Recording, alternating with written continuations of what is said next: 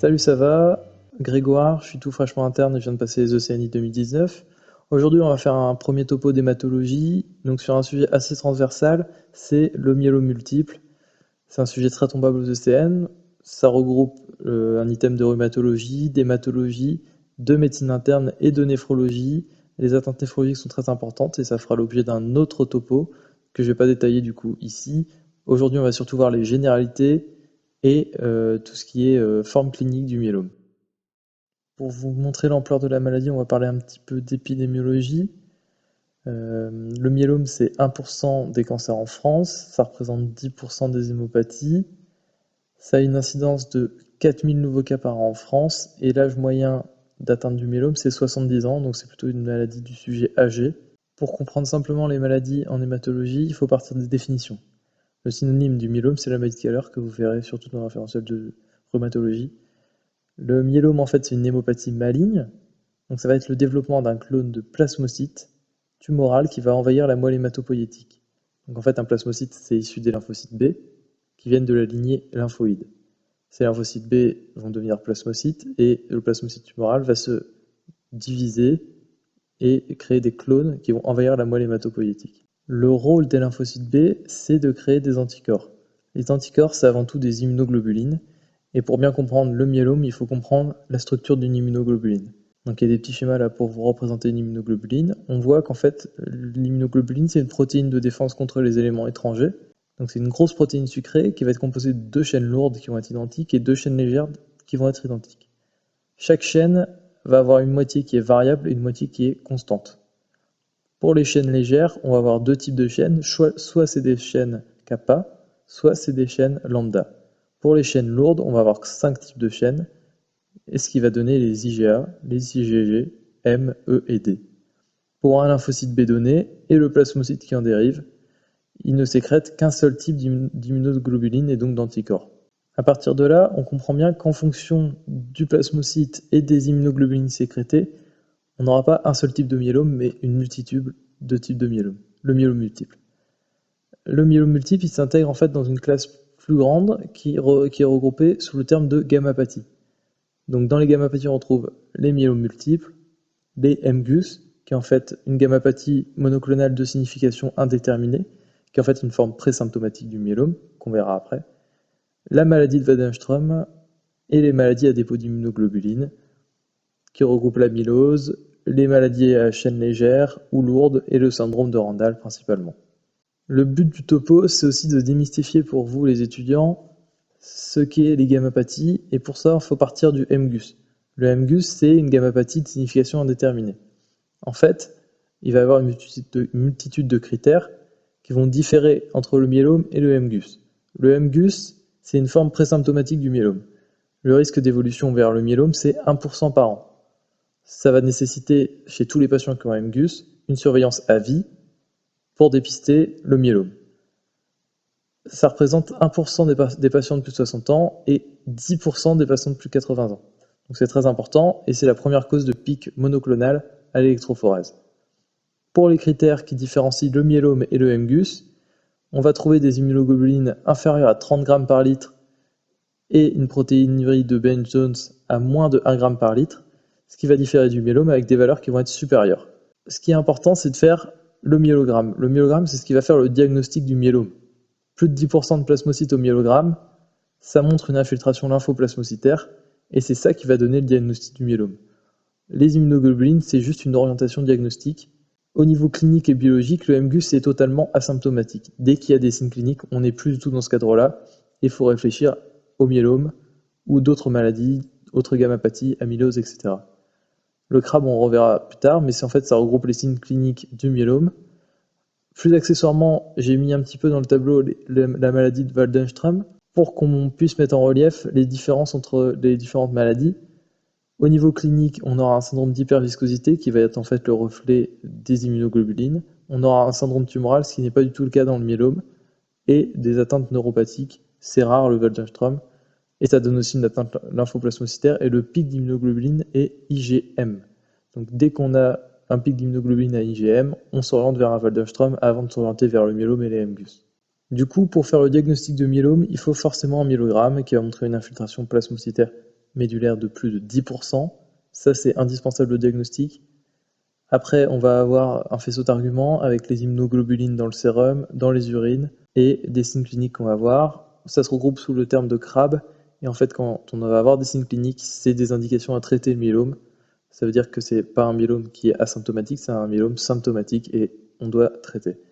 Le terme de CRAB regroupe les différents signes cliniques. Donc on va avoir une hypercalcémie, des insuffisances rénales avec plein d'étiologies de cette insuffisance rénale qu'on verra dans un autre topo, des anémies avec l'atteinte au niveau de la moelle myéloïde, plus rarement des thrombopénies et des leucopénies, des atteintes osseuses avec des lyses, donc on verra des images tout à l'heure, mais ça va être des lésions vraiment lithiques. On a une forme particulière qui donne des lésions ostéocondensantes.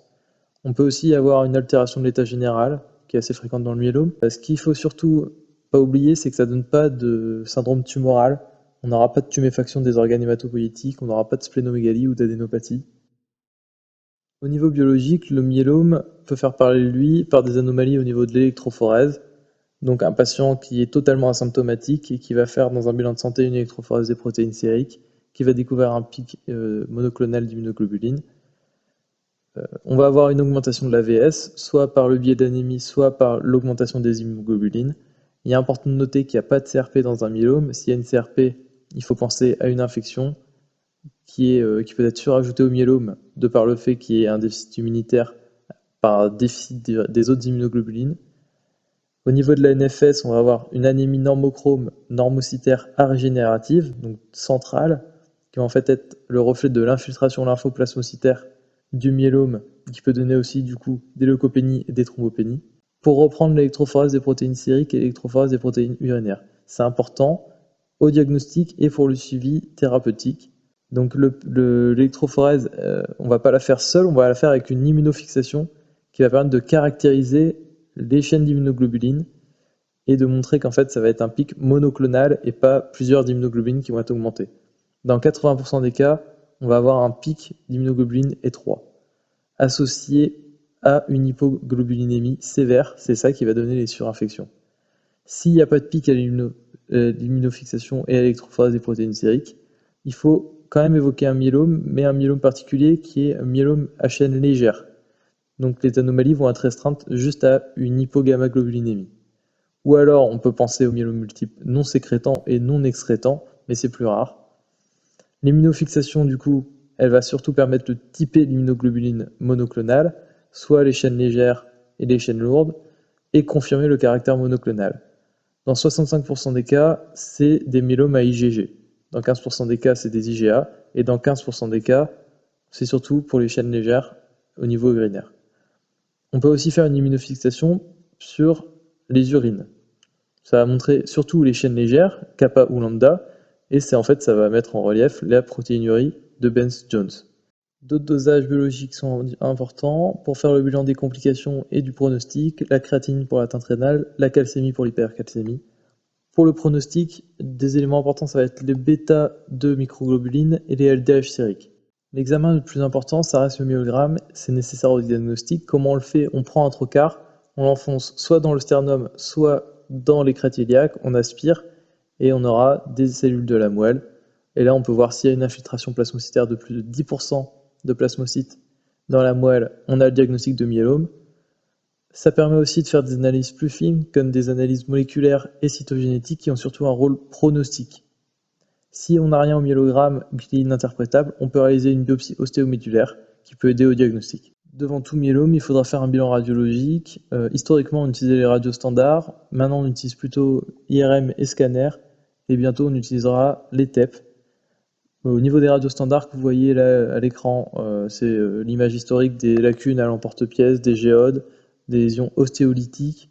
On peut avoir au niveau du scanner sur des lésions focales ou sur l'IRM des diagnostics de complications ostéoneurologiques avec des compressions radiculaires, médulaires.